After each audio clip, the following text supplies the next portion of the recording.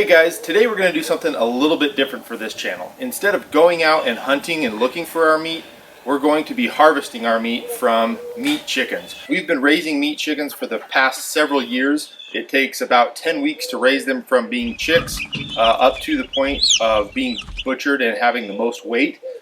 So today that's what we're going to do. I'll show you the entire process from raising them up, what we feed them, and how we butcher them. So thanks for watching and let's check it out. It all starts when the chicks are less than 24 hours old.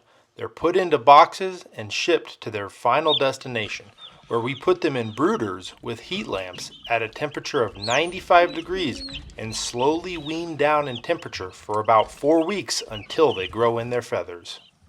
For the first several weeks, they are fed a generic start and grow chick feed that you can find at just about any local feed store.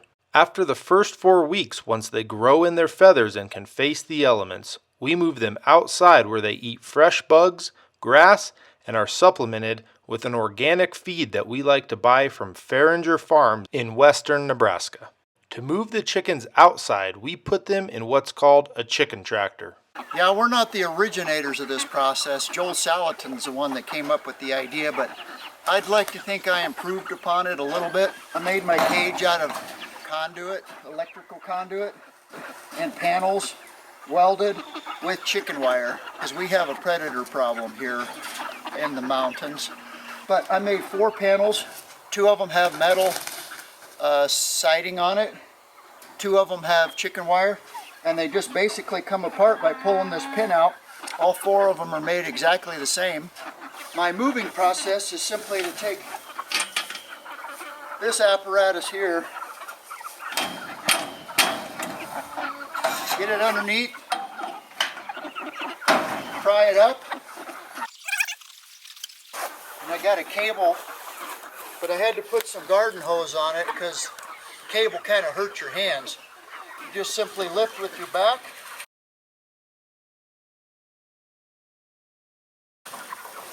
and make sure you don't run over a chicken. Now I welded on chain links on all 4 sides so that I could pull it in any direction I want. It's multi-directional. The top has 1 panel that is simply made out of chicken wire for sunlight to come in. The other 3 tops are all exactly the same, made out of wood and metal tin. So it's basically 4 parts on the top. It all stores away pretty nicely because it all comes apart. Lean it up against the barn all winter long and doesn't take up any space. Well, now that that's been explained, we round up the family, say a prayer for the chickens, thanking God for providing food for our family, and to the processing we go.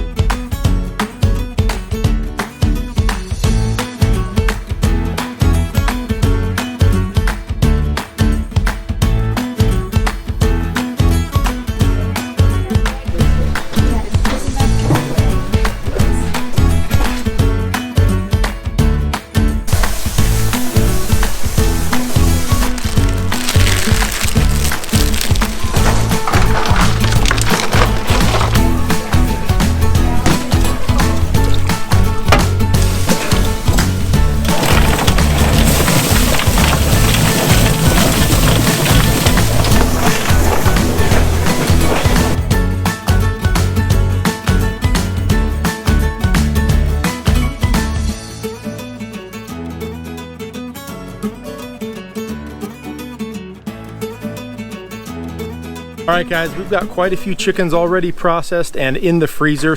So as promised, I'm going to show you our entire setup. That's from start to finish. So first we'll start with William gathering the chickens.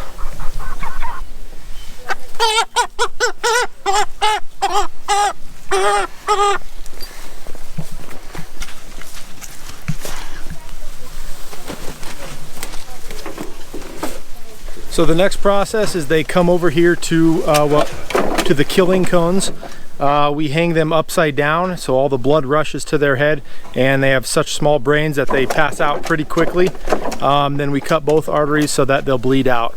It's the most humane way to dispatch a chicken without you know, giving them much pain or much anxiety about it. So I videoed that, but I may not put it in there just because it is a little bit gruesome and I don't want anybody to get queasy about it. But that's the next process. We let them sit here for a few minutes and bleed out, and then we'll move to the next process. So the next step that we do is you take the chicken and we're gonna dunk them into the scalding water. Now you have to do it about 160 degrees, and that way all their feathers will loosen up and the plucker will pluck them pretty easily. So I have 2 dunkers today.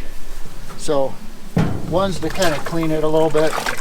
This is like at 130 degrees. Kind of get most of the dirt off of it too. And then I got the barbecue grill. My water a little hotter. I go 5 times.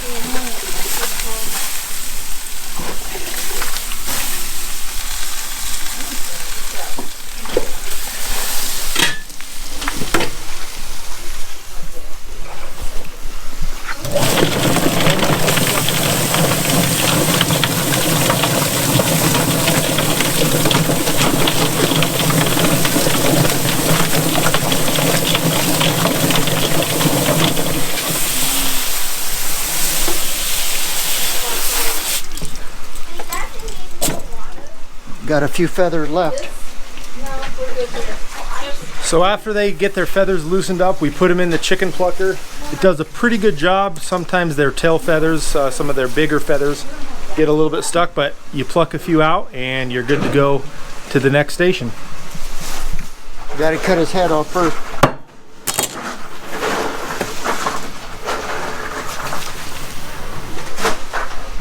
So normally we just use this one. It's actually made, we bought this specifically for scalding the chickens. And wouldn't you know it, this morning we tested it the last couple days and it worked fine. And this morning when we started, the element went out on us, completely quit working. So we had to send somebody out around town to go try and find a replacement. Got it fixed up. But we were already a few hours behind, so what we did is we made a makeshift scalder, and we used our grill with a pot just to get it up to temp. So that has worked okay, and normally we use just the scalder, but this is what's going on today. All right, so the next step in this process is the evisceration station, and we're gonna start with each of the legs. So you're gonna find right where the elbow or the knee bone is. You're gonna pull it. You can see kind of the bone, the 2 bumps there from the bone. Just gonna go right in between, make a cut. It'll open it up, and you can cut it the rest of the way. Then we're gonna make an incision, kind of in the back here. Open this up, and that's where all the guts are gonna be and where they're gonna come out. Flip it over. Now there's a gland here, a oil gland that you want to cut out of there. So this is how we cut that gland out. Some people will just cut the whole tail, but we just cut the gland and leave the rest of the tail. The next thing we're going to do is go in here, and you've got both your esophagus and your crop, or the craw, up front here. And all I'm going to do is stick my finger in here and kind of loosen up that craw. I couldn't show you because it's down in here pretty deep. So then we flip back around. We're gonna stick our hand in here and kind of do like a sweeping motion, kind of breaking away all the insides. And you're just gonna pull it all out. Now this is what I was talking about. The craw is gonna be attached up front. So we loosened it up from the top, and then you pull it right through. Now this is a full one. So this is where all their food goes, and they eat some rocks, and the rocks get stuck in here, and this is what grinds up all their food. So Once you loosen that up here, you can kind of just pull it right through and it comes out with all the rest of the insides. So you're just gonna pull them all to the back.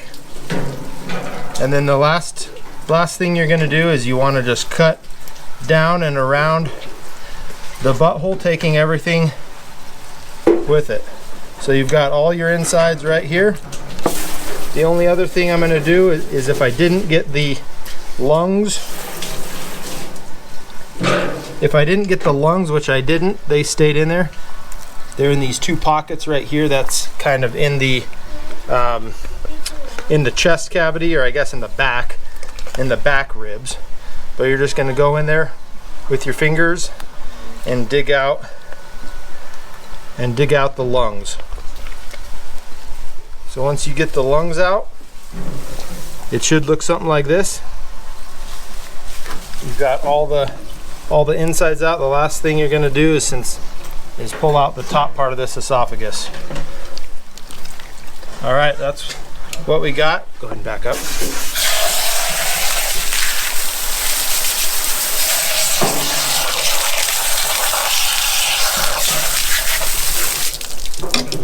Then once you're done with the evisceration process, it goes in an ice bath, and that's where it's going to sit for about 5 minutes just to let it cool down before it goes to the drying station.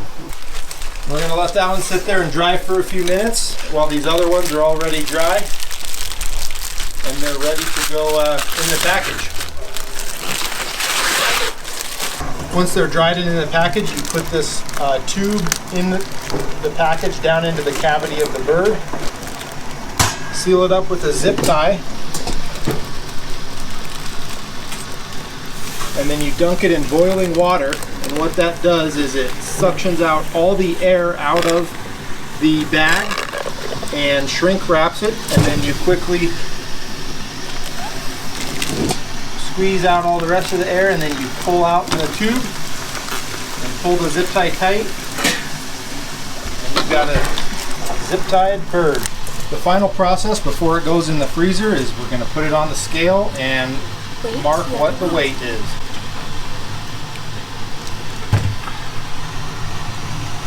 And this one is just shy of 6 pounds.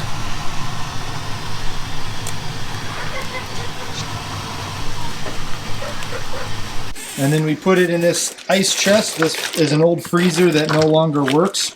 So we put it in here, covered with ice, to let them cool down before they go in the cool freezer, because if they're too warm and we put too many chickens in the freezer works too hard to cool everything down. Alright guys, now you've seen the process from start to finish. We've done about 80 chickens today. It's an all-day ordeal and a whole family ordeal, so we have fun doing it. If you have any questions about any of the process, any of the equipment, or any question at all, feel free to drop it in the comment section below. I will answer every single comment. But thanks for watching. Don't forget to like and subscribe, and we'll catch you guys on the next video.